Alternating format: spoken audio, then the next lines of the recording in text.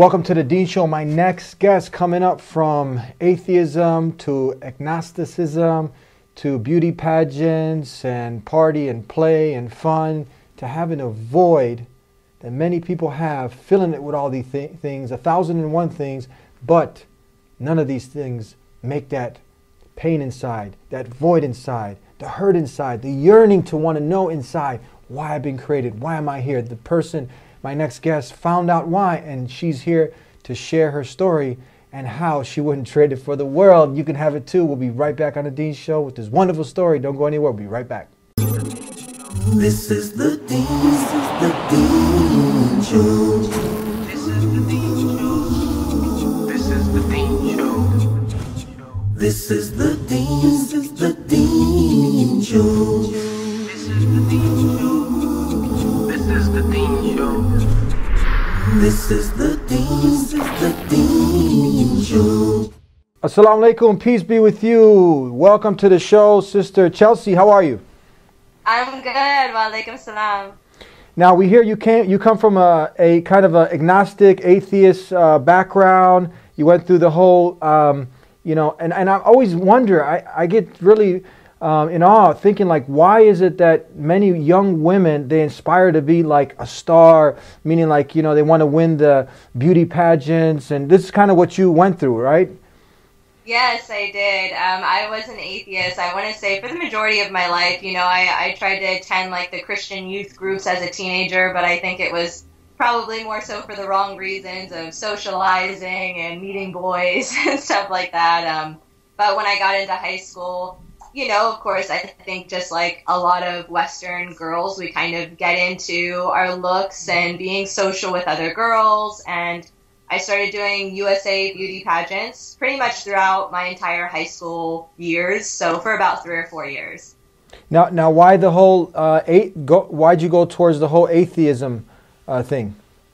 I think for me, I always just relied on faith. And a lot of my family is Christian. The majority of my family is Christian. And I remember just kind of talking to them briefly and talking to other Christians that I would socialize with. And everything was based around faith. And for me, I just never felt like I had it. When I was in high school, I attended like this hip hop church.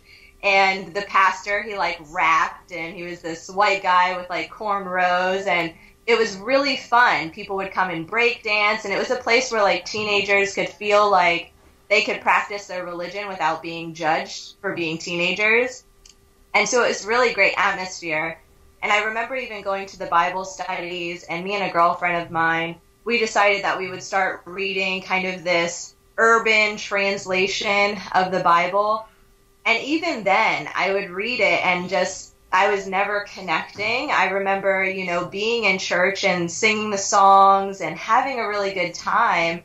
But I remember like vaguely just being there one time and being like, what am I doing here? Like, I don't have faith. Like, I don't even know if I believe in this. And I think from that point on, I was just kind of like, well, if there is a God, He'll guide me somewhere, but right now I don't believe in anything. So it really did kind of lead me to just not believing in anything, not believing that there was a God. We see a little guy back there. Who's that, your bodyguard? Yeah, in the future, inshallah. What's his name? And his name is Ali. He's 22 months old, alhamdulillah. Alhamdulillah. So Chelsey, many people, they kind of go to church, slide in on Sundays, it's kind of a traditional thing, family, friends. But then when you get to the concepts, God being a man, Jesus dying for your sins, the fitra, what we call the natural inclination inside, this thing that God Almighty put in all of us, it rejects this. And then people start to question it. Many don't. They just, again, slide in on Sundays. Were you one of those that were going to church, just sliding in, not questioning it, and then you came to a point where you started the question, and then you were really at a dilemma here? I didn't really grow up in a very religious household. My father, he's kind of a bit more of a scientist. My mom, she grew up in a Christian home, but church was really just for Christmas Eve and maybe Easter's for us. Like I said, I kind of attended your typical like teenage youth groups and stuff like that in middle school. But from my knowledge, I only understood Christianity to be as that Jesus was the Son of God. It wasn't until later on in my teenage years that I started hearing other sects of Christianity kind of talking about how Jesus was God and that he was a man. And I think for me, I did question a lot of that. I don't think that there was ever a time in my life that I fully accepted it because I never really considered myself a Christian. Even now when people are like, oh, well, you kind of grew up in a Christian household or your family was Christian. But I never really felt Christian because I never really felt that way. I never felt that Jesus was the Son of God, or I questioned it enough anyways to not really feel that way. And how did you get to investigating about Islam? It was in high school anyways. I had a Muslim girlfriend who was she was Palestinian, born Muslim. And when she was 18 years old, she ended up getting married. My son wants to be in the show, I'm telling you. Inshallah, when he gets older, we'll get him on. We would talk briefly about Islam, but it wasn't anything big. It wasn't really until I was about 25 years old or so that I figured, you know what, I've kind of checked out all of the other religions that I was even interested in, even going into Buddhism and things like that. And, nothing really stuck. So I kind of felt, well, I don't really have anything to lose. Me and her, we would kind of have like small discussions here and there. And I was always kind of like, well, if there's a God. And I think this is kind of where my agnosticism started to come in around like 24, 25. Because I was always that if. I was searching for something. I wanted something. I just never had faith in anything. So when she kept telling me, Chelsey, some of the things that you kind of talk about if there was a God and how life should be and how we should be as people, it really kind of sounds Islamic, and I think right then and there I was kind of like, hey, well, what do I have to lose? Let me just go ahead and watch some lectures on YouTube. And that's actually what brought me to your show, alhamdulillah. I remember just watching like video after video on your video log on your website. And I would spend hours like every day for weeks doing that. MashaAllah, we're going to take a break and we want to talk about this void. You had kind of went through pursuing many of the pursuits that young people, they pursue, but there was a void. We're going to get to that void when we come back here in the Dean Show. Don't go anywhere. We'll be right back. Please subscribe to The Dean Show. Follow us on our official Facebook and Twitter pages in the links below. Please also help support The Dean Show by making a donation in the link below. Subscribe right now.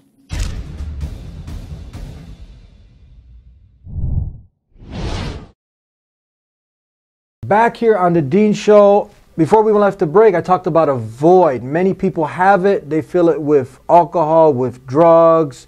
They fall into peer pressure, pursuing to be a star, beauty pageants, you name it. They do it 1,001 purposes, except the true purpose. Talk about this void that you had.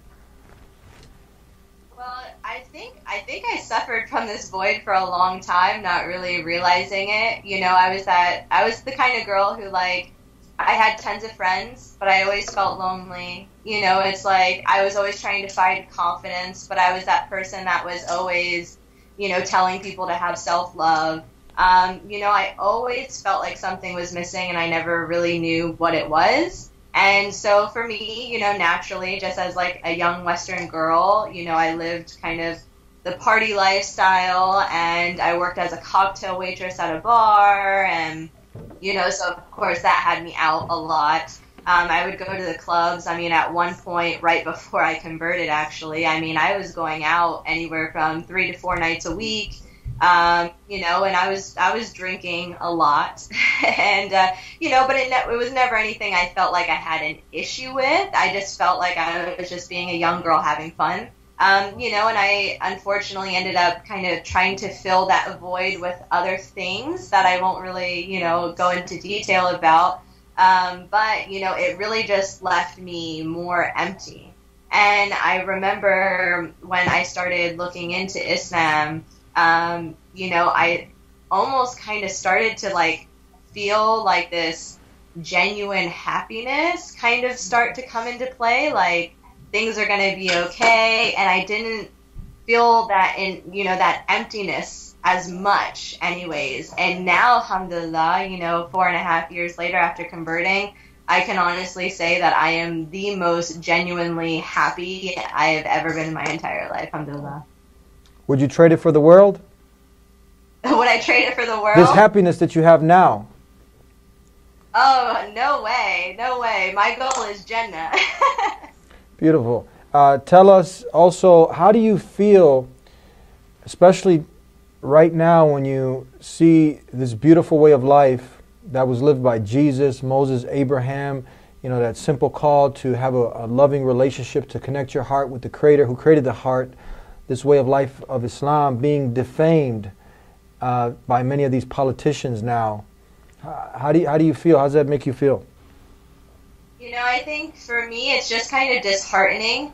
I've always been a very optimistic person. I've always been somebody who really looks at the good in people, the good in society, and I truly believe that God made us inherently good. I mean, we're made of light, so he knew that there was some good in us. And, so for me, it's like, it's kind of one of those, ignorance can create hate, and, ignorance is bliss in a way, but it's really just kind of disheartening, I think, especially for me as a woman who, I wear my religion on my head, and so for me with a young child going out in public, especially now, it's like, there's almost kind of this level of fear that I feel is very unnecessary. And I really think that it has to do with people just being uneducated and them educating themselves in the wrong way from the wrong sources. And I think that it's really important for us as a Muslim ummah to kind of come together and create these educational resources for these people so that we don't have, these misconceptions, these misunderstandings from people. Have you ever had a real situation where someone's come up to you at random and asked you about Islam, or was inquisitive to know, or gave you a hard time, and you had a chance to communicate with such a person and communicate what Islam was really about? Alhamdulillah, I've actually had a lot of occasions, and I think that one, it's because I am a woman in the West wearing hijab. And I think that too, unfortunately, a lot of people in the West do stereotype Muslims as being, a darker color, an Arab, an Indian, things like this. So when they see somebody like me who, is blue eyes, light skin, they're a little bit more intrigued and maybe even, unfortunately, at times a little bit more at ease to talk to me. I wore hijab publicly while I was working, before I was pregnant, and a bit during while I was pregnant, yes, Baba. And, so for me, I encountered a lot of people asking questions about my religion, why I wore hijab, of course, your comments of, oh, did your husband make you wear that, and, things like that. I did, unfortunately, encounter one negative, conversation with a young gentleman. And I think, of course, as a new Muslim, even at times we kind of have to learn to control ourselves a bit. And I think it kind of became a little bit more of a back and forth. And if maybe I had restrained myself a bit, maybe it wouldn't have gotten as bad as it did. But it got to the point where, he was kind of cussing at me and telling me to go back to my country. And I laughed because I was like, well, I'm here. Hello. Because I am white, Caucasian, American born, and it's really sad that these people have these horrible stereotypes in their head, that Islam and somehow is in relation to an ethnicity or a nationality, which of course we know is untrue. But thankfully, I have had a lot of opportunities to speak to people about my religion and kind of clear up some misconceptions, which has been really nice and I think beneficial to me, alhamdulillah. Have you had family members or some of these people ask you, like, so what now? You've become, a radical, and how do you respond to that? Has anybody associated with you now as a suspect now? Because you're Muslim, automatically they think, okay, you've become some radical extremist? Oh, yeah. Well, I mean, I think even right when I converted, I was still kind of going through an old marriage of mine, where my ex-husband was actually a United States Marine. And, so my family, of course, was very used to me being kind of in this military, go America lifestyle. And so when I had told my family that I had decided to convert to Islam, I remember one family member in particular kind of came at me and was like, so then what, are you like against America now? And like, it's like, I almost didn't even know what to say to that. Like, my religion doesn't make me against a country, maybe some of its actions at times, but I mean, we could say that about countries all over the world. So for me, it's like, me wearing my hijab shouldn't make me radical just because I'm choosing to, follow my faith. I mean, I am probably one of the nicest people ever. It's like when you actually sit down and talk to me, and this is what happened with a lot of the women who have confronted me in my past who were non-Muslim, asking me questions, kind of like, you're just like a normal girl. And I'm like, well, thank you for seeing that. I wish more people understood that Muslims are just regular people and that this is just their religion. And again, it comes down to ignorance. We're going to take a break and we'll be right back with more here on The Dean Show. Don't go anywhere. Please subscribe to The Dean Show. Follow us on our official Facebook and Twitter pages in the links below. Please also help support The Dean Show by making a donation in the link below. Subscribe right now.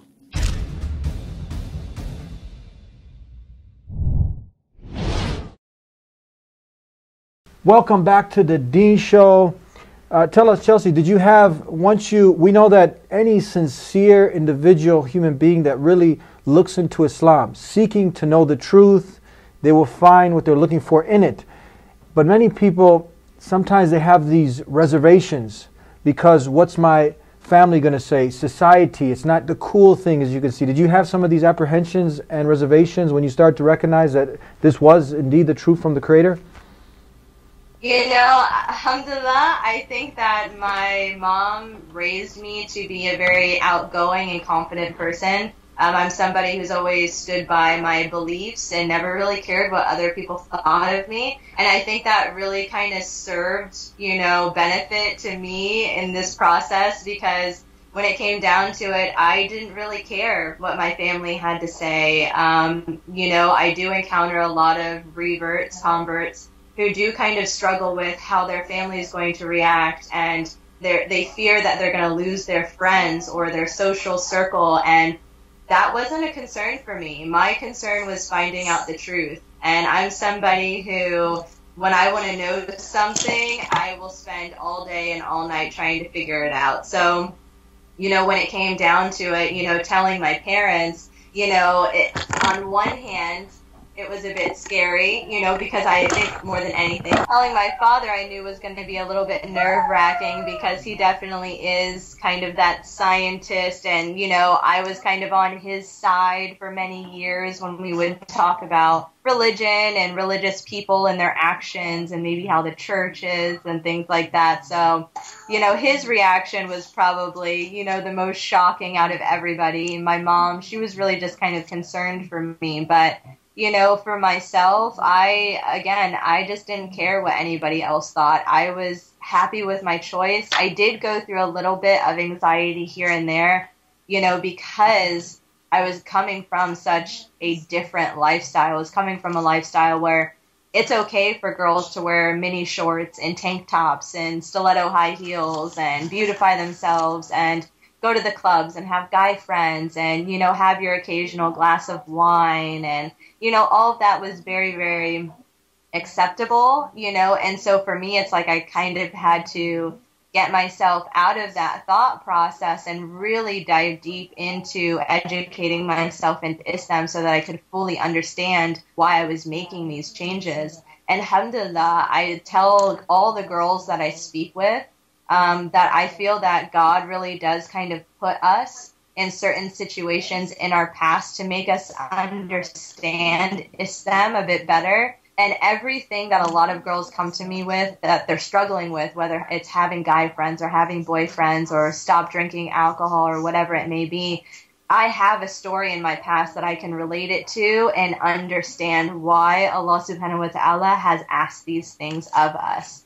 and so I think that it's been really great. I think that, when a convert comes into the faith, education is the best thing to kind of relieve yourself of any of that anxiety. And when you really start to have faith in Allah and what he has in store for you and your journey, you're not going to care about what anybody else has to say.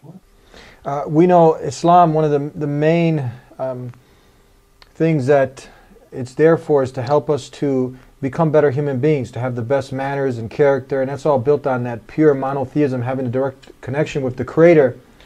And everything he's told us to do is good for us, and everything he told us to stay away from is harmful for us. One of the things, after you've established that connection, the prayer, and because we need it, it's our medicine, one of the things that many women struggle with is the hijab.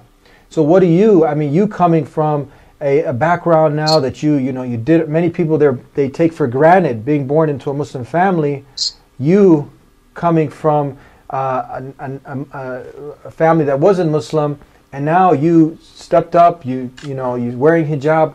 How do you encourage those women out there who are having a hard time, with this wearing of the hijab? What do you usually tell them to motivate them?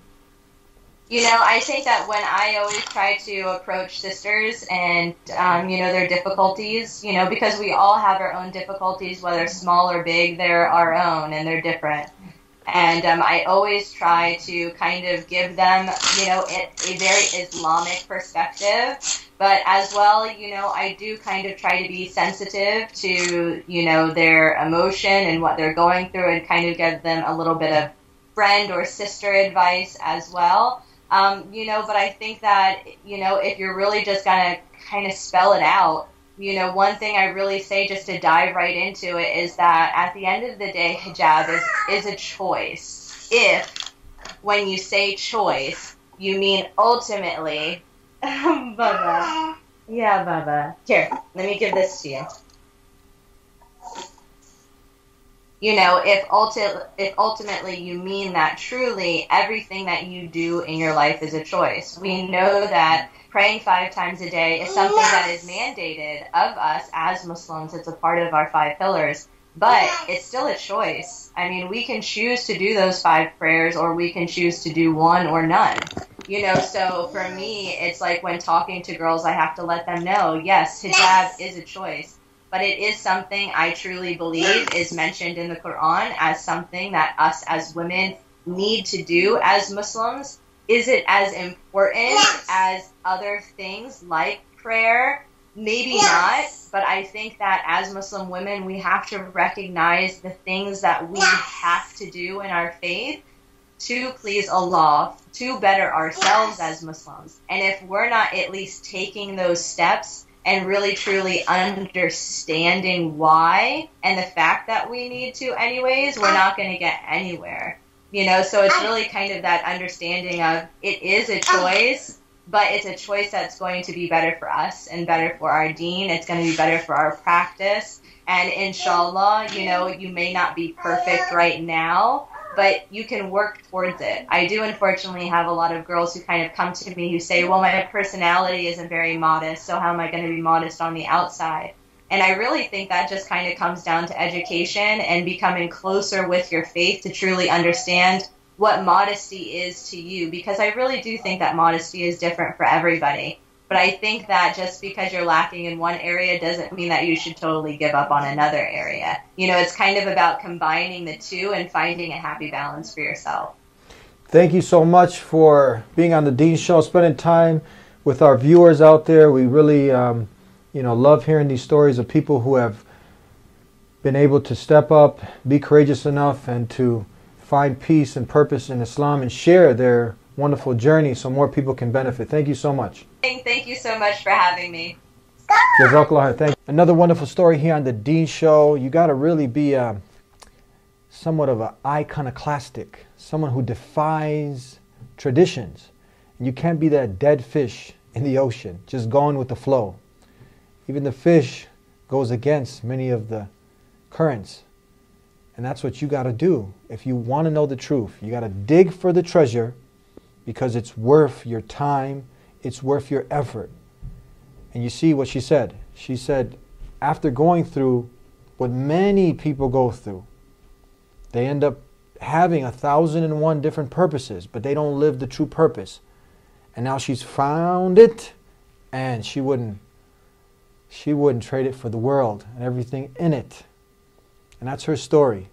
And you can be someone out there who's going through some of the many challenges that we go through life. You will never find true, absolute happiness in this life following your desires. But there's good news. And she's a living testimony to that. And so are the over 5-6 billion people now out there who have accepted this way of life. That's logical, rational. They just called you to something very simple, to have a direct dial-up connection with the one who made you, who created you. And Jesus did it. He lived this way of life. So did his blessed mother Mary. And that's what she's doing. So now when you go ahead and look at the return on your investment, when you live this way of life, compared to living a way of life of debauchery, following your lusts and your passions and your desires, hitting this dead end, that dead end, and at the end, you're just at a dead end. Call us 1-800-662-ISLAM to learn more. If you have some questions, whatever it is, let's start a healthy dialogue. Come to the Muslims to learn about this beautiful way of life. That's the fastest growing way of life still in the world today because of the power that it possesses, the power to transform lives for the better, for the betterment of that individual and for the betterment of society. We'll see you next time. Until then, remember, subscribe right now if you have not, and tune in every week to the D Show. Peace be with you. Assalamu alaikum. Subscribe right now.